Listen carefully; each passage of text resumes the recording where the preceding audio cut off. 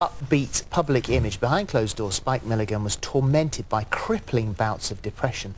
One man who can relate to such personal troubles is Michael Barrymore, who plays Spike in a new play about the comedian's eccentric life. Michael joins us now with his co-star Jill Halfpenny, who plays Norma Farnes, his long-suffering personal assistant. Yes. So welcome both. How did it feel last night to be back on stage in front of an audience? Oh, for me it was fantastic, and also to be disciplined to do an actual serious part like that as well. Even though there's a lot of comedy in it, and playing the depression was amazing. And I wrote a little note to Jill just before I go. I picked a hell of a year to start acting, but I had a great teacher because she's, you know, got the discipline of the So were you concerned, nervous about getting back in front of the public? No, I focused so much on getting this part right, you know, and it's such a complex man to play. That, you know, that's what I do. I just put every effort into that and just stay in the day.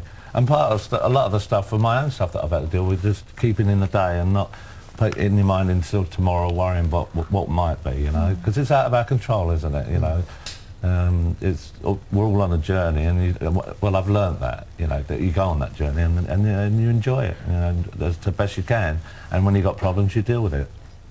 Why Spike? Why did you pick this one? Well, actually, it came about. I was sitting with Bill Kenwright at a dinner party, and I was just mucking about. He keeps making me do Stanley Unwin all the time. He's got this thing about me doing Stanley Unwin. I just make things up as I go along. And he turned around to Laurie Mansfield, the manager, and he said, "There's our Spike," and I didn't know what he was talking about. And he had this script that was written by Richard Harris and from the book by Norma Farnes, and he gave it to me, and that's it. That's how it all started. Yes, do you feel, I mean, when you're playing Spike in his lowest moments, do you feel that it opens up a part of you, Michael, that's felt that low? Or have you protected yourself against it? Yeah, I tell you what, especially, it's just like there's a lot of comedians, you know, Sellers had the same thing as well.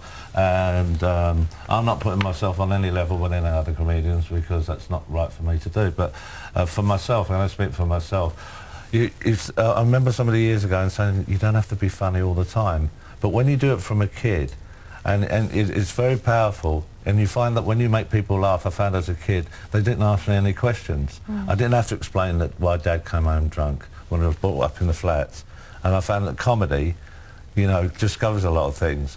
And then you've got this constant pressure that you think you have to be funny all the time, until you learn that you don't. So what you do, like what Spike does as well, to get away from it, he goes and locks himself and shuts himself away completely in his room, and then you get even more depressed and beat yourself up even more. Have you locked yourself away before? Oh yeah, I've shut myself away thinking that's the way to deal with it, and then I'm looking at four walls going, what are you doing? Well, how have you found yourself now then? Because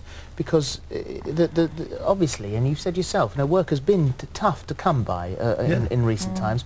You haven't been able to hide behind that comedy character. So probably for the first time in your life, you've been sort of utterly exposed. Yeah. And how has that felt? Because, horrible at times, really, really horrible. And at times, I thought, oh, I don't know, I can get, you know, just to get through a day. And then what you do, instead of ringing your friends and that and doing what you should do, you shut down completely. I call it duvet diving. You know, thinking that staying under the duvet, and a lot of people do it, you know, it's not just the sole ownership of comedians. There's loads of people out there, they duvet dive, they shut themselves down, thinking if I stay here long enough, I'll come out there, back out, and everything's going to be all right again. And you go out in the street and life is carried on. But you've still got that dichotomy where you want to hide but you want to be on stage and you want to be entertaining, and I mean all actors it's look at me mummy, look at me, I'm here doing it, but last night you had the added pressure in the front row of Stuart Lubbock's father, Terry. Yeah. Did you see him? No, I didn't particularly see him, but I mean, you know, he's actually been very kind about me and saying nice things. You know, he knows the situation. I wasn't involved in anything like that. But I said to him, like, we've discussed this before, you know, and you have to, you know, feel for his situation, how he feels, and I totally do. But I have to get on with my life as well, and I have to allow him to do what he needs to do. Yes. Well, he's campaigning for a fresh inquest, isn't he? Well, yeah, and I would support anything. I've said this before a million times. There's no way that I wouldn't support anything that he wants to do. But I said to him once quite a time ago, you know, well, then why do you keep sort of bashing me and beating me up all the time? He said, well, you know, that's the only way I get publicity. And I thought, all right, okay, fair enough. If that's what it's got to be, maybe that's the price I have to pay. I can't. It's not. I'm not responsible for how other people feel, good or bad about me. You know, I have to be responsible for myself, and I've learnt that in the time as well. What will you do now? I mean, this is as we said, you got a great reception last night on stage, and obviously you'll be thinking, okay, I mean, you're a sensible man, you're not stupid. You can think very carefully, tread forward now. How far can I go? What can I do? What will I be accepted to do? Yeah. What will you do? What's your plan? Well, I think none of us are in control of what goes on, and I think the trouble with people as human beings, and I've learned human from myself, I'm going to mainly speak again about myself, is that, you know, the minute we put our nose into our destiny, that's when it all goes wrong. You've got to let go and let God, and mean it, and just, it'll be what it'll be. And, you know, I'm entitled to have and live whatever's left of my life to the best I can. I've learnt a lot from all those things as well, you know. My pain is no different to anybody else's, except it's public. And a lot of people think that actually makes it worse, but it doesn't. Because once you're hurt, you're hurt. Everyone, there's people here, there's families, families all around the world have got, dad's got a problem, mum's got a problem, you know, it's not, mine's just public. And although I would say, yeah, but that makes it a lot worse, it doesn't. You've already been hurt. When people say horrible things about you or untruths. This is the only thing that's driving me mad. Well, you nearly got arrested. Have you ever had a hairy face? No, I would like to have a beard, actually. I'd like to have a beard because I hate shaving. I find it very boring. But you nearly got arrested for vagrancy last night. Oh, well, Bill Kenwright said, do you want some...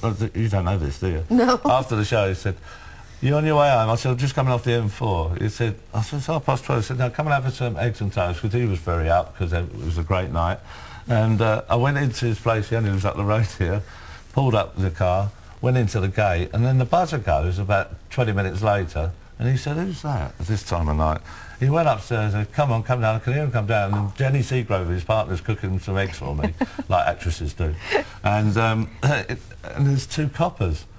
And they said to him at the gate, we saw a bearded vagrant trying to get into your... He said, it's Michael Barrymore. He said, don't be stupid. He said, it is. Come here, I'll show you. He's playing Spike Milligan, and he brought him downstairs. And I went, oh, sorry. I said, well, you know, it's nice for once not to be arrested. Just do it for the sake of it. No, Thanks, it was great. Michael. Thank you so much. Thank you, Jill. Thank you very much.